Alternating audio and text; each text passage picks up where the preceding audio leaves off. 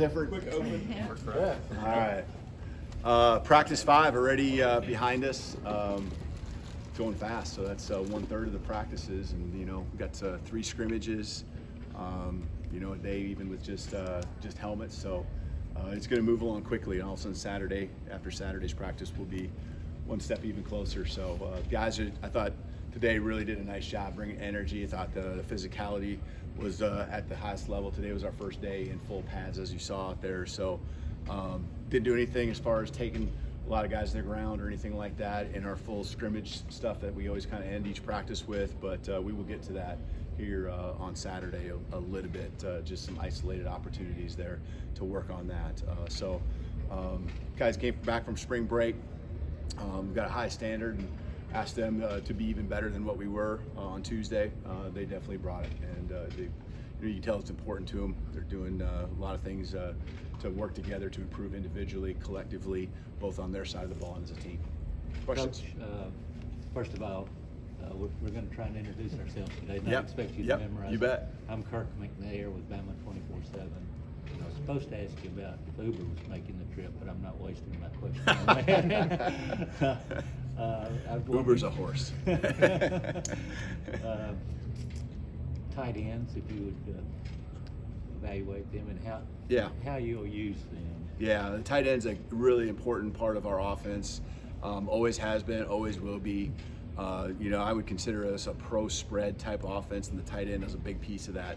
Controls the middle of the field, gives us extra gaps and run lanes.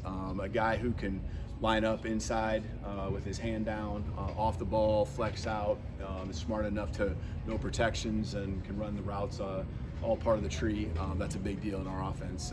It's a personnel matchup issue, that we want to try to expose when we get the right guy out there. A lot of competition, a lot of rotation in. They're all doing a pretty good job. We're getting CJ back here a little bit. He's not full go necessarily, but him added to the mix.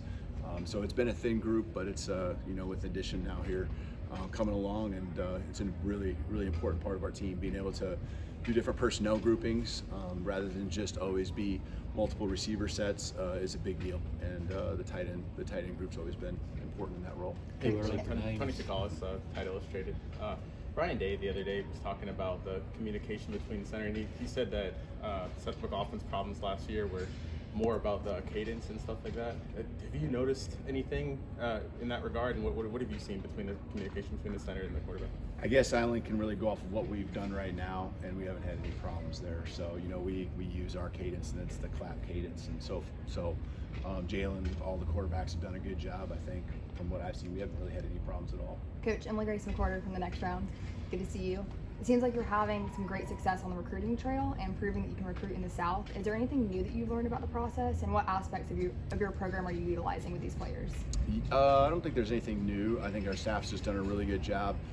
We did have to play some catch up early on, just trying to build some relationships quickly. I've obviously identify first, and then kind of get in the game with some relationships. And our staff, both on the field staff and our recruiting staff, have really done a good job working hard, being on the same page, and getting these guys here to campus has been really a big deal. And once they get here and they get to know everyone, it's led to success, as we've seen.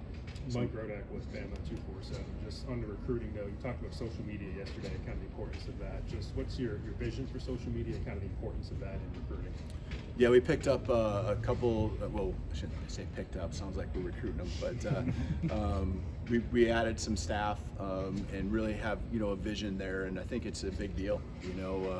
Not just with the average fan, but with the recruits and prospects that we're looking at, what they like and what is attractive to them, and just trying to showcase our program. Also, just get our message out.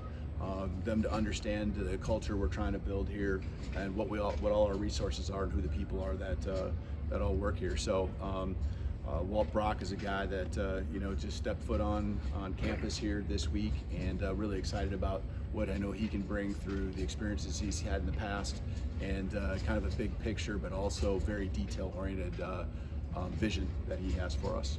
Kalen, MattStallAL.com. We saw Sterling Dixon and Jeremy Bernard in the black jerseys. Just want to see if you had any update on where they are health-wise. Yeah, just minor stuff. They'll be back. I don't know if they'll be back on Saturday, but they should be back here next week. Nothing major. Coach Smook of Bama Football on YouTube. The headset communication. Since the first presser, how have you seen that progress, and how's everybody, quarterbacks, coaches, how are they adjusting to it? Yep, we have only 3 that we're working with right now. 2 on offense, 1 on defense. On the defensive side, it's been clean every single time. Today, there might have been one. I haven't identified exactly if he couldn't hear us or what the situation was, but that's the only time. So it was nothing major. I think we got it figured out even within the practice. So it's been really good. I think the key is not use it too much. I mean, you got to practice kind of what that method might be and the things that we're going to be able to utilize it for, but it will shut off based on the rules as we understand it right now. So there's going to be some time period where you got to have all your mechanics, and if it goes out, you still got to have the mechanics in place. So it's been really helpful, letting the coordinators be able to talk directly to the guys that are on the field. That's been a little different than anything we've ever experienced, but it's gone really smooth. You've got some really young, talented guys in the secondary. What have you seen from them, guys like Red Morgan, Davian Brown? Yeah, those 2 in particular, and there's been some others too, but since you brought them up, they've certainly been highlighted throughout this first 5 practices. Red made a nice play or 2 today, and Xavier's been super consistent, really beyond what you would expect for such guys that are so young. So been really positive with those guys. Alex Scarborough, 247. One more injury thing. Just Hemotis, is there a timetable on when he's possible to get back? Yeah, I don't know that. I do know, but I think it's still kind of relative, kind of up in the air still. So I'm certainly aware of it, obviously. And then just offensive tackle as a whole, how do you see those guys developing, and are you getting kind of the numbers there that you're looking for? Yeah, I mean, offensive line-wise, even just if you look at our scholarship numbers, we are short there. And so, you need so many to get through a season. And so those guys are getting a lot of reps, they're getting a lot of work, they're all getting better. Really proud of the way they're just grinding and getting after it each and every day. But scholarship numbers for the offensive line in general, are still just below where we'd like to be going into the fall. Yeah, Fulton Tide 100.9. You've got a lot of pass catchers. Oh, I'm so sorry. No, you're good. You got a lot of pass catchers with different skill sets. How important is that for your offense? Yeah, it's been really good.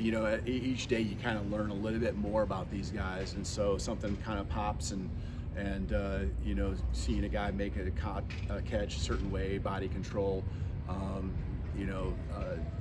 some of the just ways that they can release and kind of win off the line of scrimmage.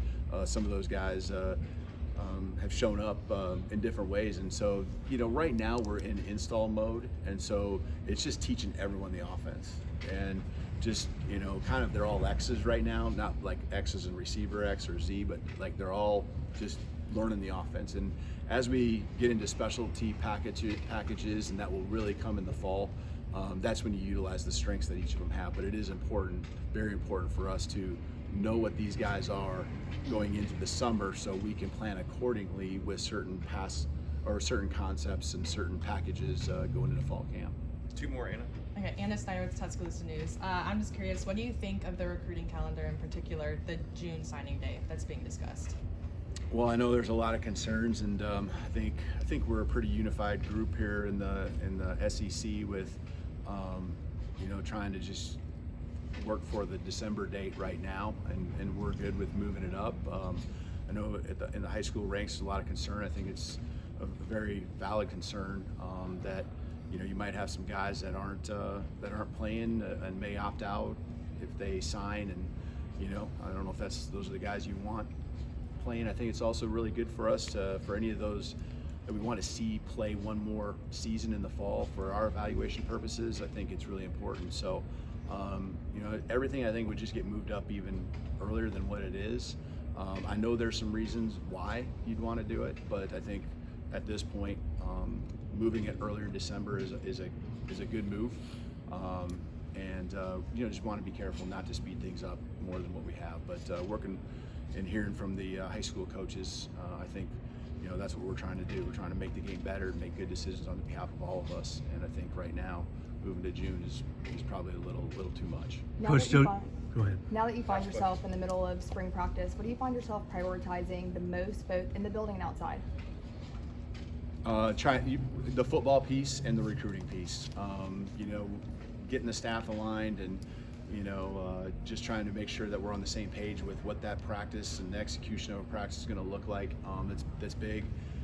To me, it's getting to know these guys and showing confidence and you know, just acknowledging the growth that we're seeing with them, challenging them to be even better. So that piece with the players, but just the football, you know, really evaluating how we do everything when it comes to you know, who we are as a team, what our identity is becoming on both sides of the ball. And the guys are doing a really good job.